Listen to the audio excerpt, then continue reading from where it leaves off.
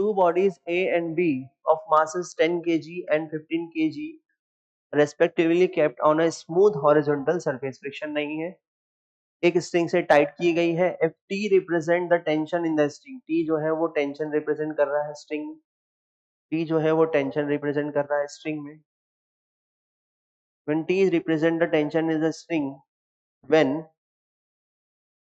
the force 500 Newton is applied on block A, तो block ए पर 500 Newton जब apply किया जा रहा है तो टेंशन टी रिप्रेजेंट किया जा रहा है इन दोनों को मिल जोड़ने वाली स्ट्रिंग पर.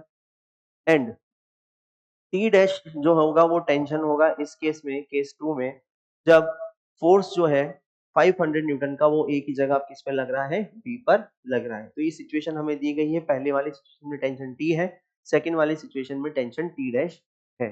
तो हमें बताना है टी डैश और टी में क्या रिलेशन होगा. तो फर्स्ट ऑप्शन सेकेंड ऑप्शन में टी डैश और टी दोनों बराबर दिखाए गए और हमें देखने पर लगता भी है कि दोनों बराबर होने चाहिए क्योंकि फोर्स तो सेम ही है, लेकिन हमें इसको कैलकुलेट करके देख लेना चाहिए. चलिए तो आंसर आ जाए. मान लेते हैं दोनों कैसे हैं, एक सिस्टम है, दोनों को एक अगर मैंने एक सिस्टम मान लिया, दोनों को एक सिस्टम मान लिया, तो दोनों का एक्सेलरेशन डेफिनेटली, अगर ये स्ट्रिंग से कनेक्टेड है, सिस्टम क्यों माना, क्योंकि इसका एक्सेलरेशन भी ए होगा और इसका एक्सेलरेशन भी इस तरफ ए होगा. ठीक, मैं पहले केस की बात कर रहा हूँ, ये है केस 1 और ये है केस 2. केस 1 की हम बात करें तो दोनों का एक्सेलरेशन सेम होगा due to constraint of this string. तो अगर मैंने इसको एक सिस्टम मान लिया तो क्या हो जाएगा, acceleration is equal to force divided by m plus capital M लिख सकते हैं, या m प्लस कैपिटल M की जगह हम क्या यूज करें, ma प्लस mb. तो एक्सेलरेशन कितना हो जाएगा, 500 divided by ma means 10 plus 15.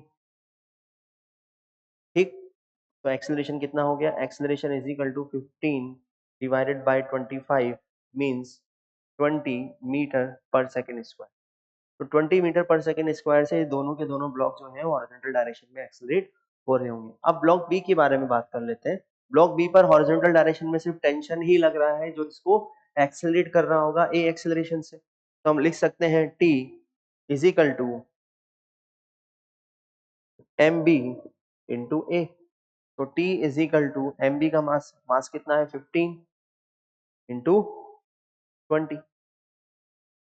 तो कितना आ जाएगा, ये आ जाएगा 300 न्यूटन. बी का मास कितना 15 kg, एक्सेलरेशन कितना 20 मीटर पर सेकंड स्क्वायर, तो कितना आ जाएगा 15 इंटू 20 यानी कि 300 न्यूटन, यानी कि टी की वैल्यू कितनी आ गई, टी की वैल्यू आ गई 300 न्यूटन. अब ये तो है केस 1. अब बात कर लेते हैं केस 2 की. केस 2 की जब बात कर रहे हैं तो इसको भी हम क्या मान लेते हैं, एक सिस्टम मान लेते हैं. इसको जब हमने सिस्टम माना तो मान लेते हैं इसका एक्सेलरेशन है ए नॉट और इसका भी एक्सेलरेशन है इस तरफ ए नॉट. जब दोनों को एक सिस्टम माना तो हम कह सकते हैं कि नेट एक्सटर्नल फोर्स कितना है सिस्टम के ऊपर, F.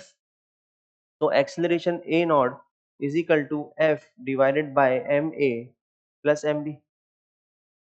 ठीक, तो एक्सेलरेशन तो सेम ही आना है, वो कितना हो जाएगा 500 divided by 10 plus 15 means A naught is equal to 20 metre per second square. Clear है. अब टेंशन यहाँ पर कैलकुलेट करनी है, टेंशन है टी डैश और हम जानते हैं कि ब्लॉक ए को जो है वो टी डैश ही एक्सेलरेट कर रही होगी हॉरिजॉन्टल डायरेक्शन. तो क्या मैं लिख सकता हूँ T dash is equal to M A mass of block A into acceleration. तो T dash is equal to ये कितना हो जाएगा 10 इंटू 20 मीन्स टी डैश कितना आया 200 न्यूटन. तो टी डैश तो होगा 200 न्यूटन जबकि टी होगा 300 न्यूटन, और एक नजर में देखने पर तो ये दोनों सेम पहले लग रहे थे. तो टी आ गया 300 न्यूटन, ये रहा, और टी डैश आ गया 200 न्यूटन, यानी कि ऑप्शन नंबर डी.